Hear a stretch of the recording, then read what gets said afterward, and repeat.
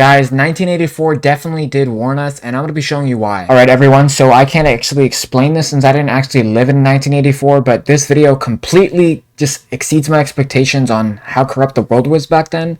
We're not going to watch the full 50 minutes of it. We're going to skip through the most important parts. Let's just get right into it. You're going to watch this, and you're actually going to be very, very insightful after this. You're going to know a lot about what happened, and you can use it to your advantage and capitalize on the growth and make some money. Imagine if you lived in a world where you were constantly watched. A world where everything is controlled by the elite, where you're bombarded with non-stop propaganda. This already seems like our living today. A world where everyone is repressed, lonely and isolated, existing as one insignificant cog in an incomprehensible machine. This is the chilling vision of the future that George Orwell put forward in his masterpiece 1984. And does it sound familiar? It's no coincidence that his predictions have come true in nearly every single way in our modern society today. So let's take a deep dive into the story of 1984 to learn how you're being controlled and if you can ever break free.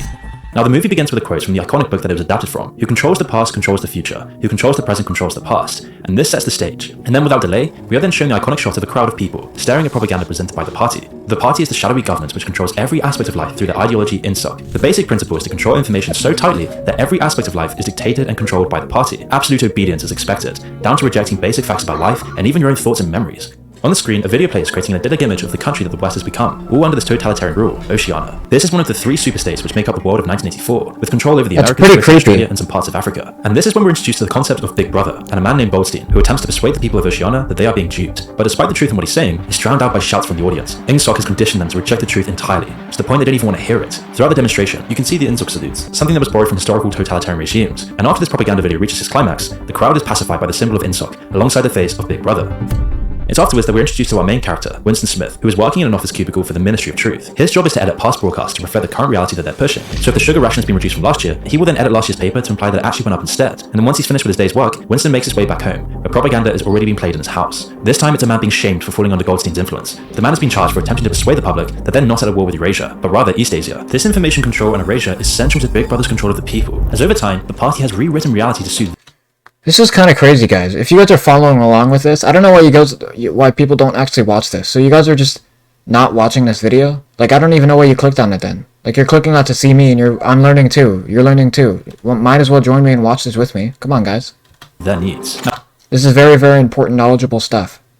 Evident. Winston is a key part of this process, but obviously this brings up contradictions, and that's where the concept of doublethink comes in. The idea of wholeheartedly believing in two separate contradictory facts. One of the examples they give in the novel is the simultaneous belief that the party is a bastion of democracy, and also that democracy is impossible. And it's through this concept that the party rewrites reality, replacing it with an illusion of their own creation. And this is the all-encompassing lie that maintains 1984 society. It's only through everyone believing it that it becomes real. But this concept of a world founded on fiction isn't something that Orwell created all by himself. Instead, this is something that's very real and has been observed throughout history. Thousands of years ago, Plato wrote some of the first recorded philosophy on this concept, through what he called the noble lie, where people know their place in society through their belief in an entirely fictional story about the society's origin. The details aren't important, so long as it gives justification for the social order, and this gives people a reason to accept how the world is, and that their equal man is somehow better or worse than him. And we see this today, when our own version of Big Brother says one thing and then means another. Like when the establishment media, politicians, and World Economic Forum claim to be working for freedom and free speech, all while doing everything they can to bully and censor all criticism into silence. And there are just countless examples of this, like when the fattest, most grotesque politicians of them all claim that they're promoting health. And this concept has evolved over time, as people realize that all of society's institutions are built upon a necessary fiction, and this is known as the habitus. It's the veil you need to see through for society to make sense. Now, the concept is similar to the noble lie, but the habitus goes much deeper. You see, throughout your life, you are influenced by your environment and your interactions with other people, and these combined with your personality create your view of the world, and it's in this way that you buy into the habitus, the shared societal illusion of how the world should be. You are socialized into the habitus. It's come down from above, and everyone else around you believes in it. The habitus is the social contract between you, your fellow man, and the government, and it's what determines your culture. It's what determines all the society. Wow, this is deep. Therefore, also decides the rules of society, and this stretches to everything. Our ideas of beauty, what's seen as valuable, what's seen as even right and wrong. But because it's influenced by the environment and how people treat each other, the habitus is always changing to reflect this. And the world of 1984 operates on a habitus.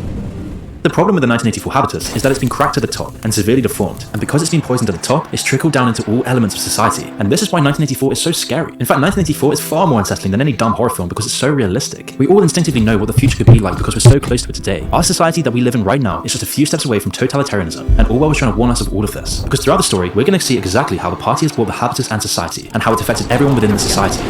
So getting straight back into the story, and we see Winston sitting alone in his decrepit apartment, and it's here after lighting a cigarette that Winston introduces us to the concept of thought crime. Now thought crime is the act of going against the habits of the world, even in your deepest thoughts. Just considering rebellion is already rebellion, because it's something outside of the party's reality. The party enforces this through the Thought Police, a secret organization which uses informants, surveillance, and undercover agents to root out anyone who even thinks about rebelling. And as the propaganda continues playing in the background on the ever-present screen, Winston lifts a brick from his house and uncovers his journal, something that's definitely banned in the world he lives in. And it's in this journal that Winston reminisces about. If you guys are getting value out of this video, make sure to drop a like and subscribe. Comment your thoughts on this so far. A world where thought was free, a time where minds weren't controlled by Big Brother and the Thought Police. If you're leaving better than you were tomorrow, if you're leaving better than you were tomorrow, then make sure to just drop a like. And by doing this, he's already become a thought criminal. Drop a licky.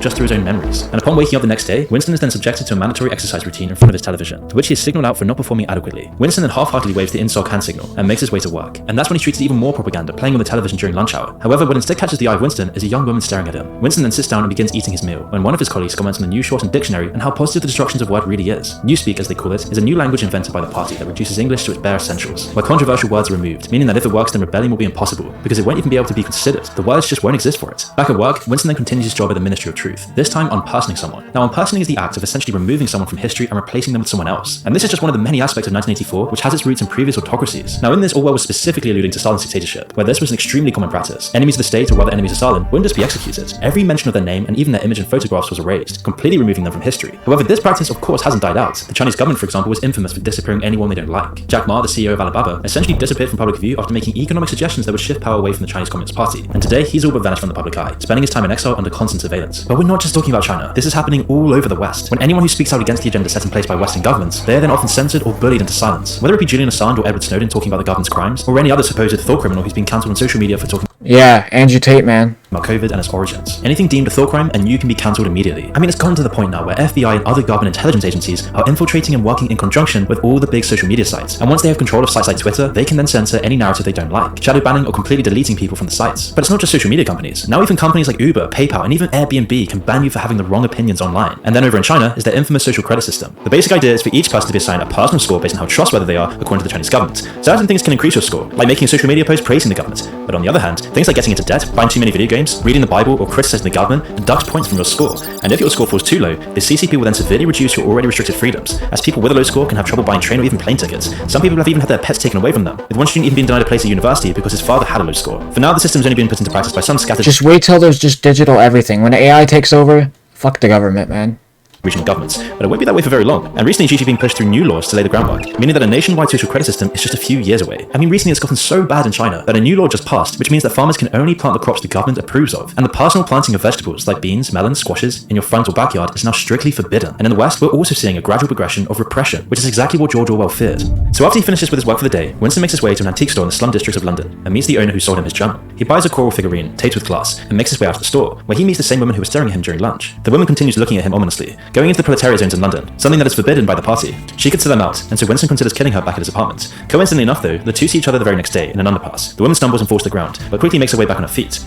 Holy shit, man. This is so insightful, guys. If you enjoyed this, just drop a freaking like, dude. Holy shit.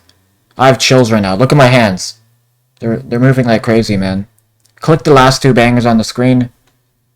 I'm out. Peace. And businesses and sponsorships, make sure to follow all my social medias down in the description. If you want to sponsor the channel before I blow up, now's your last chance. Hit the business email down in the description. Follow all my social medias down in the description, guys. Follow my Instagram. I'm trying to build a personal brand on all my social medias. Love you guys, man. Peace out. Have a good day.